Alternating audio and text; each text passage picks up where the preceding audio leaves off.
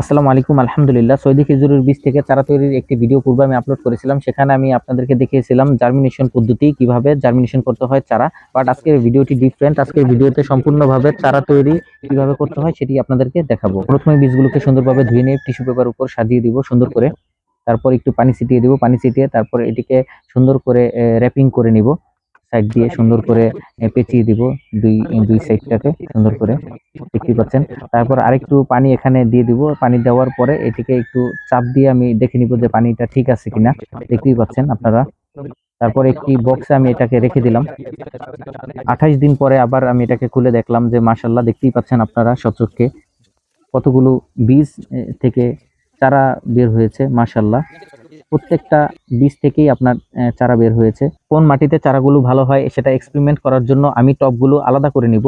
আমি কিছু টবে বালু দিয়ে দিচ্ছি, আর কিছু টবে আমি মাটি দিয়ে নিব।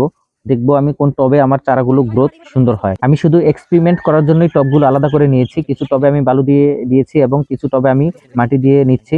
দেখবো আমার কোন টবে আমার গাছের গ্রোথ ভালো হয়। দেখতেই পাচ্ছেন।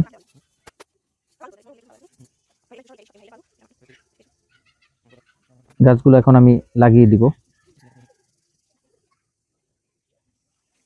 প্রতিটি টবে আমি লাগিয়ে দিচ্ছি।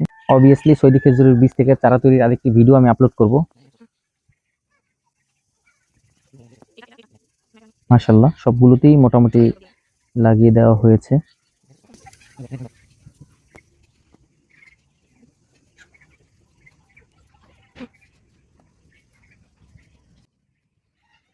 এখন সবগুলোতেই একটু পানি ছিটিয়ে দিব। পানি দিলে সুন্দর হবে জিনিসগুলো।